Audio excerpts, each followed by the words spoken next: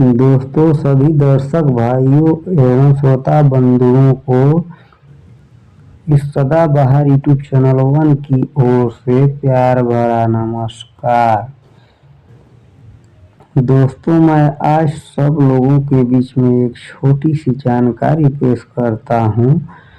तब तक में आप वीडियो के नीचे लाल बटन सब्सक्राइब का दिख रहा है, उसे दबा दें और इसके बाद बेल आइकन का घंटी का बटन दबा दें, ताकि इस तरह से कोई भी जानकारी इस चैनल से जाती है तो आप तक जरूर पहुँचेगी और आपको उसके बारे में दिखाई देगा वीडियो जो आप देख सकते हैं। तो इस वीडियो के माध्यम से मैं आप सब लोगों के बीच में एक ऐसी जानकारी दूंगा जो कि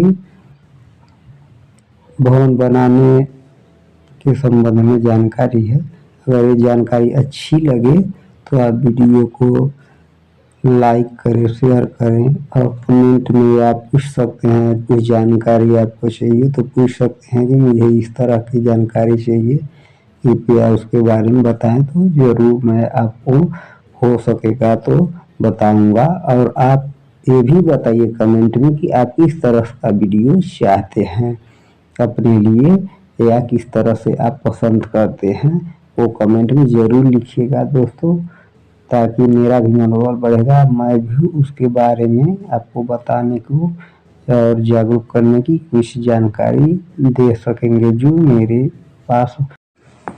दोस्तों, आप भी जानते हैं कि एक छोटी सी भी जानकारी यानी छोटी सी भी जानकारी के अभाव में एक गलती हो जाए तो बड़ी भारी नुकसान उठाना पड़ता है। इसलिए छोटी मोटी जानकारियां जरूर होना चाहिए। घर में जो भी सदस्य हो उसके लिए कुछ न कुछ जानकारी उसके बारे में जरूर चाहिए, क्योंकि भवन जो है एक बार ही बनता है, बार बार नहीं बनता है। अपने लाइफ में एक बार भवन बना दो तो आपका परिवार भी अगले पीढ़ी तक के लिए हो जाता है। इसलिए विशेष बातों का ध्यान देना चाहिए दोस्तों, इसके लिए आप जरूर ध्यान दें। दोस्तों, आज हम बात कर रहे हैं घर बनाने से पहले और घर बनाते समय कौन कौन सी बातों का ध्यान रखना जरूरी होता है। दोस्तों, सर्वप्रथम मैं कुछ इस लेवल से ऊपर की बात कर रहे हैं, जहाँ बीम डालने के बाद आप उस पर ईंट की जुड़ाई करवाते हैं। तो उस समय दोस्तों, आप जब भी ईंट को जुड़वाइए और जुड़वाते वक्त उसको भरपूर तराई यानी क्यूरिंग करना जरूरी होता है, क्योंकि जब तक क्यूरिंग नहीं करेंगे तो सीमेंट पकड़ नहीं होता, उसकी जान पानी ही होती है। तो सर्वप्रथम ईंटों को अच्छी तरह से भिगो दें, जिस ईंटों की जुड़ाई कर रहे हैं, चाहे आपका ईंट का जुड़ाई हो या कंक्रीट का हो कम, लेकिन उसकी जुड़ाई तराई जरूर कराना है। तराई कम से कम 21 दिन तक आपको लगातार करनी है और 2 वक्त कम से कम उसको भिगो के रखें, सुबह मीटिंग और सेकेंड मीटिंग। अगर गर्मी का महीना है मई जून तो उसे 3 या 4 बार भिगोना जरूरी होता है। अगर आपका कंक्रीट है, कॉलम है, तो उसको बोरे वगैरह बांध के रख देना चाहिए, जूट वगैरह, ताकि उसे तेज धूप न लगे। और सर्वप्रथम तो आपको विशेष ध्यान देनी होगी कि जो आप ईंट की जुड़ाई करवा रहे हैं, जहाँ पे आपका ईंट रखा होगा उस ईंट को अच्छी तरह से तराई कर दें और भिगो के रखें, ताकि वो जितना पानी पी सके। तो आपको क्यूरिंग करने की कम ज़रूरत पड़ती है, क्योंकि वो खुद ही पानी को सोख लेता है और नम हो जाता है, इसलिए आपको कम करनी है। तो सेकेंड बात आती है सेटरिंग लगाने की बात। तो सेटरिंग ऐसे लगवाएं दोस्तों, ये नहीं सेटरिंग वाला ही ध्यान दे, आपको भी ध्यान देना होता है। कोई बल्ली टेढ़ी ना हो और कोई बल्ली ढीली ना हो, और आड़े तिरछे नहीं होना चाहिए, ज़्यादा सीधी बल्ली लगवाना चाहिए। और हो सके तो बल्ली के नीचे लोकल ईंटों का उपयोग न करें। अच्छी प्रकार के ईंटों का इस्तेमाल करें ताकि फूटे ना, नहीं तो आपका स्लैब जो है तो डाउन हो जाएगा, खराब दिखेगा। और हो सके तो प्लाई की ही सेटिंग करवाएं, क्योंकि प्लाई की जो है तो स्लैब साफ आता है, अच्छी आती है। और ये जो चैनल दिख रहे हैं तो एक प्लाई में कम से कम 3 चैनल होना जरूरी होता है। दो चैनल में उसमें थोड़ा झुकाव आता है, तो इसलिए कभी भी लगवाएं तो एक प्लाई में 3 चैनल लगवाना चाहिए। दोस्तों देख रहे हैं अभी ये लग रहा है, पूरी तरह से लग नहीं पाया है, आधे में अभी काम फंसा है। इसलिए देखिए यहाँ 3 चैनल लगे हैं और हर 2-2 फीट पे बल्ली लगी है, इसलिए देख के ही काम करवाना चाहिए।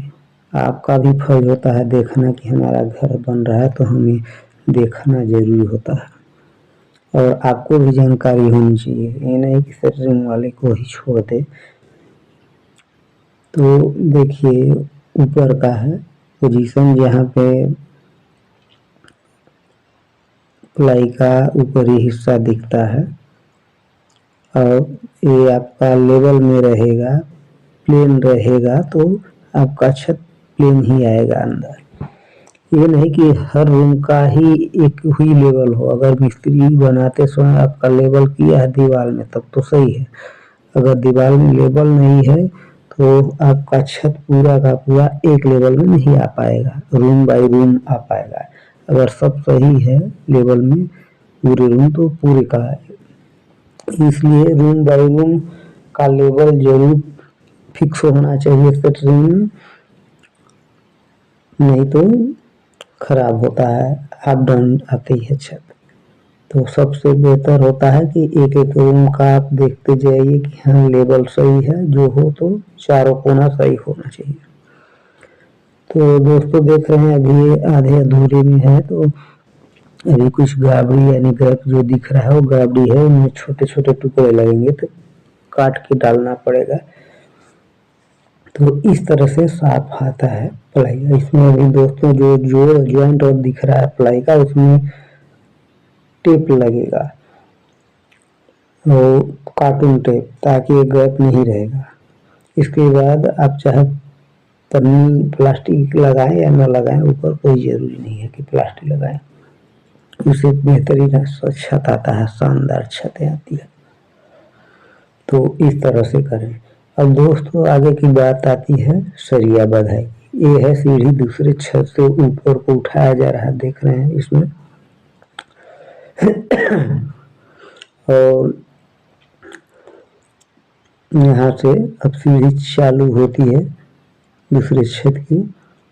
अब ये देखिए हम सब धीरे धीरे ऊपर की ओर चलते हैं।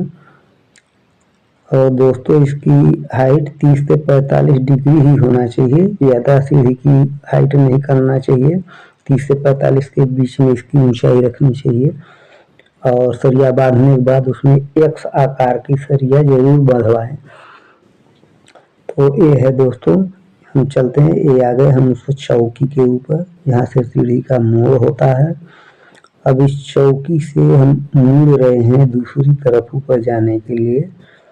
अब यहाँ से ये है दूसरी ऊपर की मोड़। अब यहाँ चलते हैं, यहाँ से हम पहुँचेंगे ऊपर छत पे।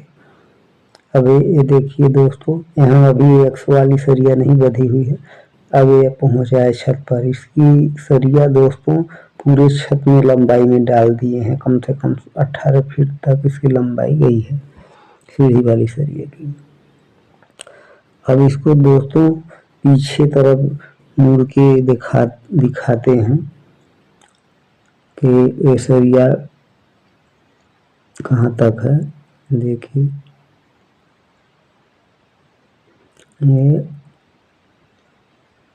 देखिए इस सीढ़ी की सरिया पीछे तक गई है। अब देख लीजिए ऊपर से सीढ़ी का पोजीशन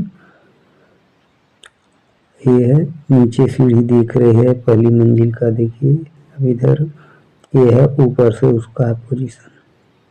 तो इस तरह सीढ़ी को भी बनाते समय विशेष ध्यान देना चाहिए दोस्तों।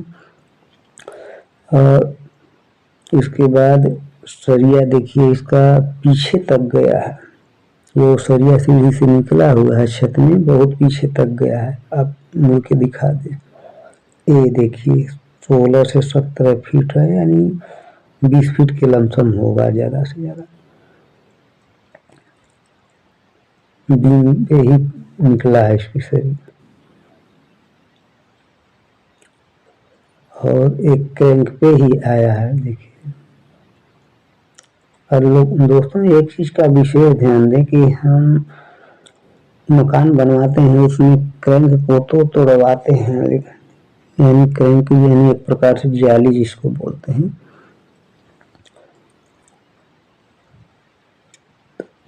तो उसको मालूम नहीं होता है मिस्त्री को कि कितना होना चाहिए क्रैंक की लंबाई और चौड़ाई। दोस्तों क्रैंक जब भी तोड़वाएं तो आपका जो रूम बाई रूम हो, रूम का 25% क्रैंक होता है। अगर आपका रूम 10 बाई 10 का है तो 2.5 फीट क्रैंक टूटना चाहिए, क्रैंक की जाली होनी चाहिए।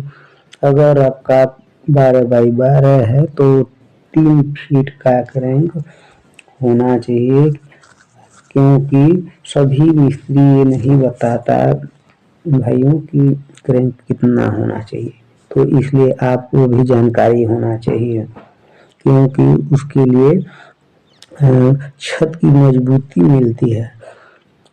आपका छत कभी झुकता नहीं, नहीं हिलता। आप उस पर ठोकते पीटते रहें तो भी उसमें झंझनाहट नहीं होती है। तो इस तरह से क्रैंक को जरूर ध्यान दें, अन्यथा आपका छत कमजोर हो गया, घर हो जाएगा। घर बार बार नहीं बन पाता है दोस्तों, एक बार ही बनता है। तो इस तरह देखिए हमारा साइडा वगैरह लग के कंप्लीट है छत का। और इसमें कास्टिंग करना बाकी है। ये जो है क्रैंक का ऊंचाई देख रहा है, जाली देखिए।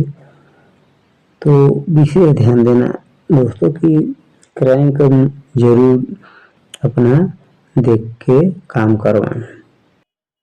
दोस्तों एक चीज़ का ध्यान दें कि अगर आपका छत 10 बाई 10 का है तो 2.5 फीट बाई 2.5 फीट क्रैंक तोड़वाना जरूरी होता है। चारों तरफ तोड़वाना है 2.5 बाई 2.5। दोस्तों लास्ट तक वीडियो देखने के लिए बहुत बहुत धन्यवाद। शुभ रात्रि।